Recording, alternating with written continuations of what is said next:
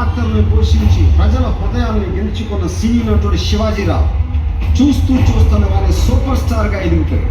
తన సినిమాల్ని చూసేందుకు టిక్కెట్ల కోసం లైన్లు కట్టి గంటలు నిలబడే జనం అవే లైన్లు కట్టి తనకు ఓట్లు ఎందుకు వేయరు అనే ధీమాతో ఒక కొత్త రాజకీయ పార్టీని పెట్టి రాష్ట్ర రాజకీయ చరిత్రలోకి ఒక నూతన అధ్యాయాన్ని ప్రవేశపెట్టాడు.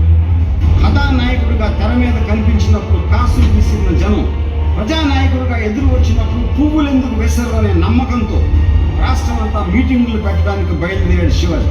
కానీ ఈ ప్రాంతంలో పువ్వుల కన్నా బాంబులు వేసడం ఆనవాయితీ.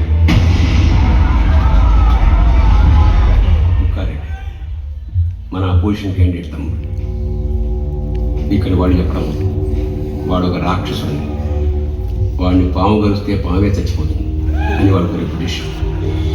సినిమా డైలాగులు కొట్టకు రామూర్తి, ఆ డైలాగులు కొట్టాల్సింది నేను. డెమోక్రసీలో బొక్కారెడ్డి లాంటి రాక్షసుడు ఎలా ఉన్నాడు? ఎలాగంటే ఏం చెప్తాను సార్, ఉన్నాడు అంతే. నువ్వు చెప్పేది ఏంటంటే ఈ ఆనందపురంలో వాడికి ఎదురు తిరిగేవాడు లేడు.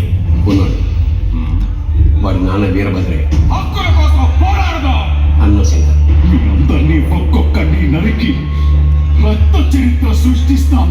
వాడిద్దరిని చంపేశారు. ప్రతీకారం కోసం పెద్దవాడే ప్రతాప్.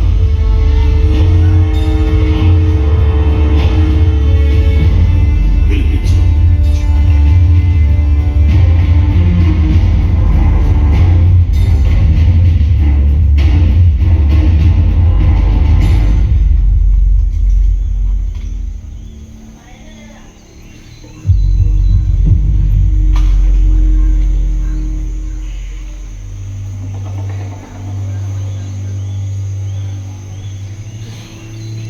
ప్రతాప్.